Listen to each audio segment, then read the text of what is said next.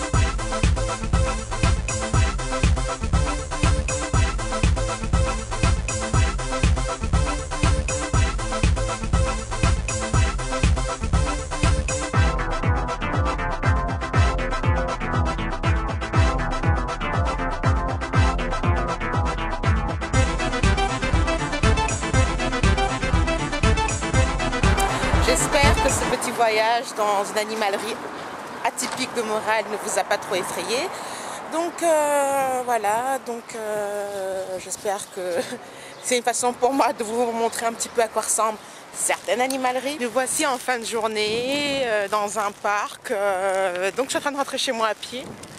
J'avais envie de profiter du beau temps, comme vous pouvez voir. Il n'y a plus de neige, donc je profite pour rentrer chez moi à pied au lieu de prendre le bus. Donc j'espère que vous vous portez bien de votre côté. J'ai vu que sur Facebook, Paname avait du soleil et du beau temps, donc on vous rejoint ici au Canada, plutôt à Montréal. Et donc voilà, je vous ai montré la petite animalerie de reptiles. Je suis assez surprise. Le plus gros serpent que j'ai vu arriver ici au Canada, c'était, vous voyez le genre de gros serpents qui avalent genre les alligators, les antilopes, les gros machins là, genre anaconda quoi. J'avais vu ça dans une animalerie qu'on appelle,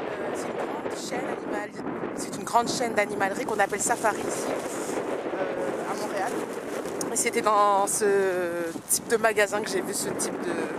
je ne sais même plus si c'était un python ou un cobra. En tout cas, le truc était énorme. Ils avaient écrit sur la vitrine n'est pas vendu. Tu m'étonnes, ce n'était pas vendu. C'était un truc qui pouvait bouffer un homme. Enfin bref. Donc voilà. Et puis, c'est pas mal atypique. C'était la première fois que je voyais ouvertement une animalerie de reptiles en général. Je n'avais jamais vu à Paname. Jamais, jamais, jamais. Donc voilà. Bizarrement, j'ai pas eu peur quand j'ai vu les serpents. Je pense que c'est parce qu'ils étaient derrière une vitrine. C'est pour ça que j'ai pas eu peur. Mais le truc que je déteste le plus, c'est les mygales, les araignées. J'en ai horreur. J'ai peur de beaucoup de choses. Vraiment beaucoup de choses. En général, j'ai peur des insectes, qu'ils soient gentils, méchants. Pour moi, l'été, c'est un enfer ici parce qu'on est envahi par les abeilles, les guêpes, les frelons. Vous voyez les genres de bestioles là qui piquent, là, qui font mal. Donc généralement, pour moi, là, l'été, à Montréal, c'est un enfer parce que d'un coup, vous avez des abeilles, des guêpes, de partout. Et j'en ai réellement peur. Je crois que c'est l'insecte qui me fait le plus peur. Je crois que ça fait même plus peur que les araignées, je crois même. Enfin bref. Donc voilà ma petite phobie. Il y avait une youtubeuse nommée Loveline qui avait parlé de ses phobies et je me reconnaissais pas mal dans la description de ses phobies. Par contre, contrairement à elle, là, je peux pas aller faire l'agriculture des abeilles, là. Comment on appelle ça? Ah, le mot m'échappe. Ceux qui cultivent le miel et tout ça, là. Qui font l'élevage d'abeilles. Mince, le mot m'échappe. Je l'ai au bout de la langue, mais le mot m'échappe. Là, je suis en train de chercher une fontaine. Et dans le parc où je me trouve, il n'y en a pas. Et j'ai super soif. Bon, bref.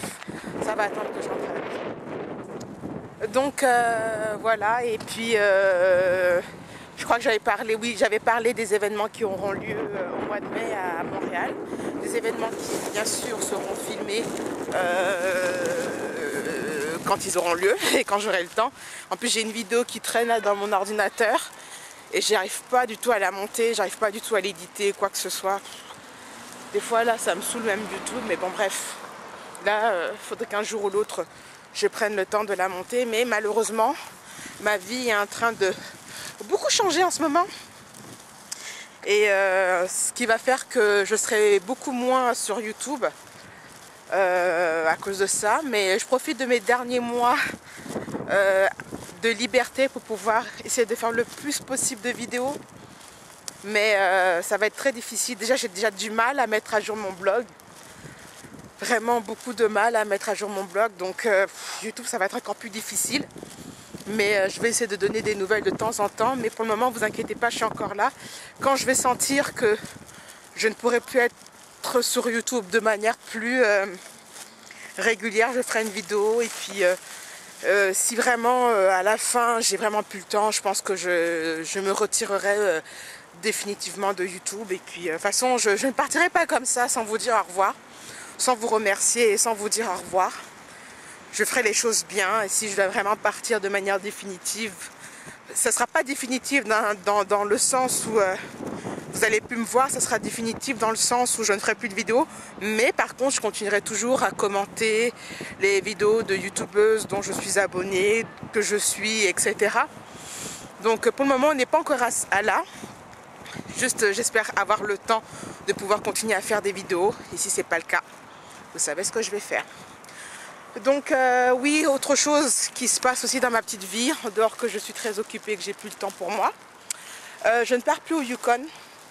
Malheureusement, pour la 3e année consécutive, je dois encore reporter mes vacances au Yukon par rapport à ce qui est en train de m'arriver actuellement. Je préfère... Oh, c'est joli ici, dis donc. Je préfère encore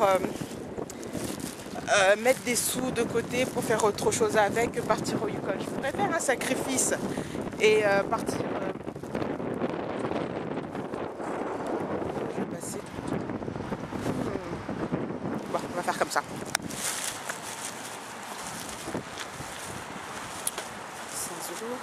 Ok. Donc je pourrais toujours faire un sacrifice et partir au Yukon, mais j'ai pas vraiment envie de commencer ma nouvelle vie avec une dette astronomique. Vraiment pas du tout. J'ai envie de bien commencer les choses. Et voilà. Donc je ne pars plus au Yukon. On ne voit plus du tout. Donc je ne pars plus au Yukon. Je partirai sans doute à Moncton. Malheureusement, je devais booker ma chambre hier. Et au moment où je rentrais chez moi, la promotion était terminée. Donc le prix de la chambre avait augmenté. Donc j'espère que la semaine prochaine, il y aura encore ces promotions. Et dès que je les verrai, je vais booker ma chambre. Et quoi d'autre. Donc je vais partir à Moncton, dans le Nouveau-Brunswick. C'est une autre province du Canada.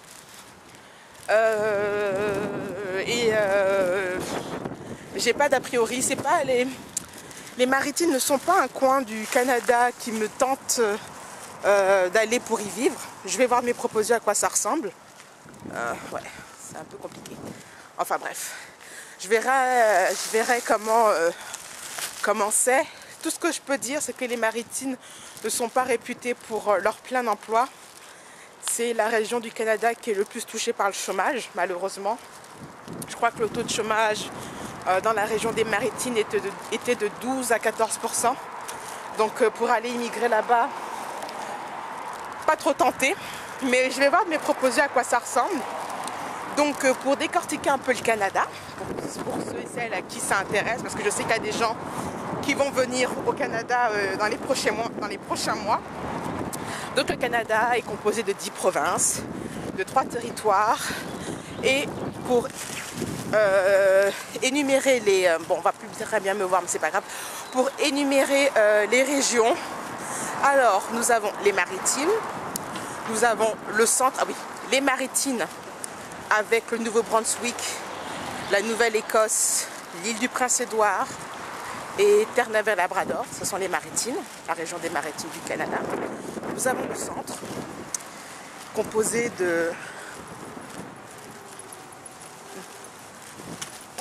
de Québec et de l'Ontario. Ensuite, nous avons les plaines ou les prairies. Je ne sais plus si on dit les plaines ou les prairies. C'est la région de Saskatchewan et de Manitoba. Ensuite, nous avons les Rocheuses avec l'Alberta et Vancouver. Et nous avons le Nord qui est composé des territoires du Canada qui sont le Yukon et territoire du Nord-Ouest et Nunavut. Voilà à quoi ressemble le Canada. Donc je vous laisse regarder Google Maps pour voir un petit peu à quoi ressemblent ces provinces. Donc voilà à quoi ressemble le Canada en région. Pour celles qui ne savent pas ou qui savent pas, oui, qui savent ou qui ne savent pas, moi j'ai visité que 2 provinces, c'est-à-dire le Québec et l'Ontario. Et le Nouveau-Brunswick, ce sera ma nouvelle province que je vais découvrir. Et j'ai bien hâte. Et comme à son habitude, ça sera filmé.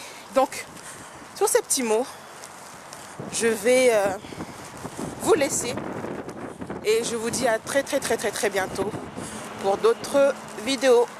Salut, ciao ciao.